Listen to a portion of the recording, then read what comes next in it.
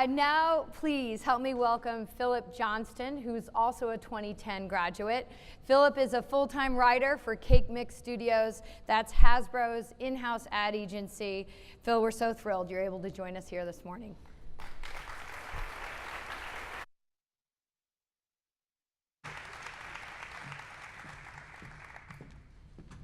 Hi, good morning. So I'm going to start this off by just saying, bear with me. I have a newborn at home, so I have not slept. I also wrote my notes with one hand while holding the baby this week, so they're kind of scatterbrained. So first of all, good morning and happy opening day to all of you. So a little backstory about me. When I left when I left Central High School in 2005, I really didn't have any idea what I wanted to do, which is kind of common for a lot of CCRI students. So in the interest of just keeping my education moving, I decided to take 2 courses. And I believe there were sociology and psychology. And I just wanted to try something out. And in doing that, I started myself on a path that I would never expect. Over the next 5 years, my academic and personal life would take so many twists and turns. And I faced everything in my 5 years at CCRI, from failed algebra tests to homelessness. And through all of that, the Community College of Rhode Island was literally everything that I needed. It touched literally every aspect of my life. When I graduated with my associate's degree in 2010, I transferred to Rhode Island College. I thought then that CCRI had done enough to help me, and CCRI let me know that it wasn't through giving. In fact, at my graduation from Rick, I graduated with summa cum laude in 2013. Thank you.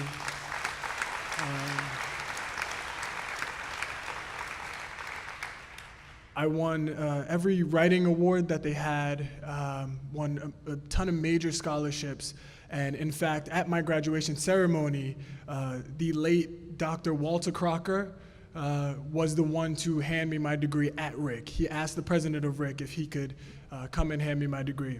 So there's no greater symbol of how invested CCRI was in my success than that. The fact that this man came all the way to Rick to, just for one degree, hand me mine. As Dr. Hughes said, today somebody pays me to write toy commercials, which is, it makes me feel like I'm 7 years old every single day. I don't know how I make a living doing this, but I do, and I owe that to CCRI.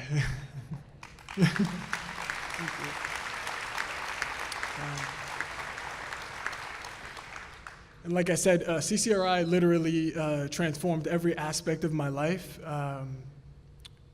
One of the notes that I wrote in between diaper changes was that CCRI was home. I know the term gets thrown around a lot, but it was literally my home for a while when my life was pretty unstable.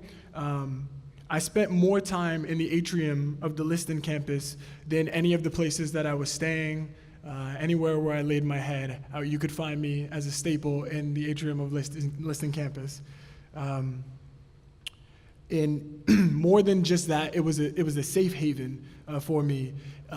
Liston campus and CCRI in general was a place where I could rest, and a place where I can think, and a place where I could plan my next move. And more important than all of that, it was a place where I could dream in peace about all of the possibilities that were open to me in my life. I know it sounds a little vague and a little dreamy, but that is invaluable in an institution of higher education. Just giving someone a safe space to dream about what they could be, because a lot of times, depending on what's going on in a student's life, they don't have that time. And this institution gave me that and gave so many more people that. Thank you.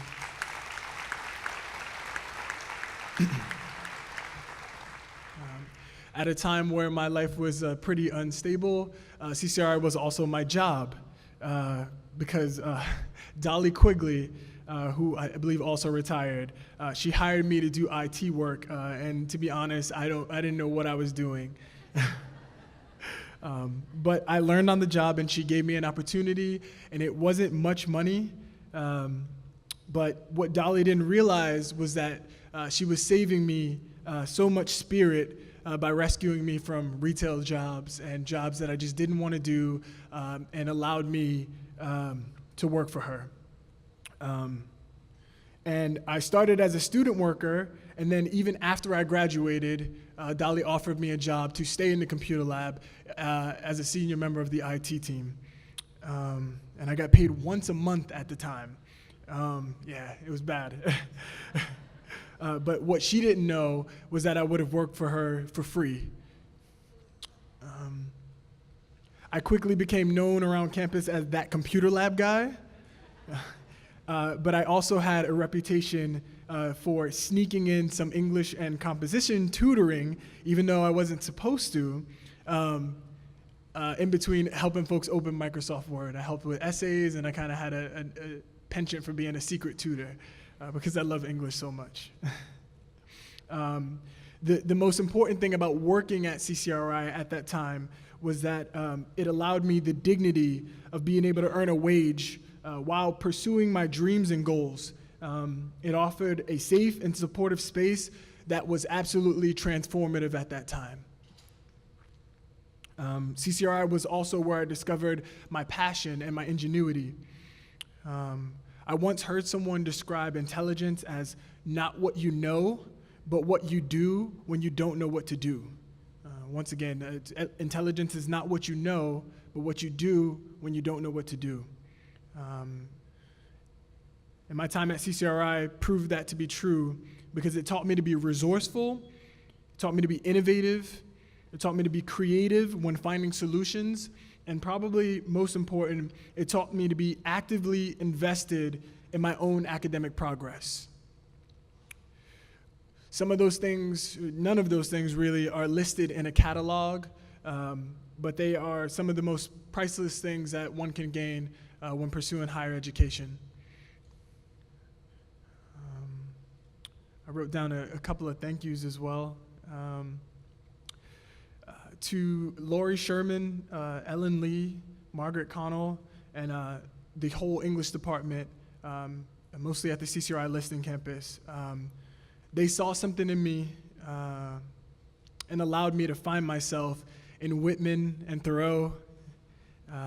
And their classes and their conversations taught me the importance of liberal arts and creativity, especially in a community college. Because if you can analyze literature and pull meaning from art, then you can do the same exact thing with the art of your life. Thank you to Ted Clement, whose theater class gave me an opportunity to write a silly monologue. And that monologue sparked me, and it sparked a dear friend of mine to kind of break it to me that I was, in fact, a writer. There was no going back after that. And that spark allowed me to rediscover creative writing and pursue it aggressively, and not only that, but make it my livelihood. It changed my life. And once again, a thank you to the late, great Dr. Walter Crocker for the wisdom and the confidence that pushed me to be my best self. Dr. Crocker never had any doubt about who I would become, and because he believed in me, I started to believe in myself, and I miss him every day. Thank you.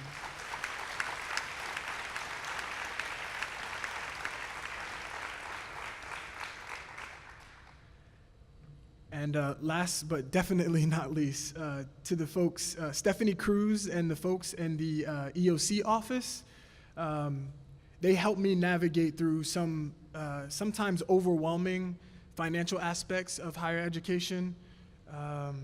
Every semester, they slowly and kindly walked myself and my family through the college financial process. And as you can see nationwide, that process is weighing on a generation. It's at crisis levels. So those people who do that work are invaluable, especially to someone who is a first-generation college student.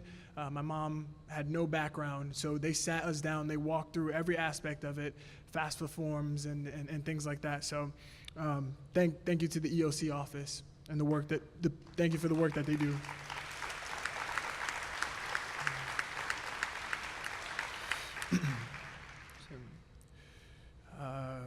Simply put, CCRI gave me time, gave me space, and it gave me income. And those things allowed me to discover who I already was, but didn't really have the room to be. Not only that, but it gave me community, community that would fiercely protect and nurture that time, space, and income. And the truth of the matter is, as you can see, from Dr. Hughes's programs and some of the progress that we're making, some students just need more help. They need more in general. They need more resources. They need more time. They need more support. I was one of those students, and it was about more than academics. It's sort of a 360 undertaking to take on some of these students, and they absolutely need it and deserve it. And also, the Community College of Rhode Island definitely made me who I am today. And if this institution is truly proud of me, then it will continue to go above and beyond for those of us who need a little more to become a lot more. Thank you, and happy opening day.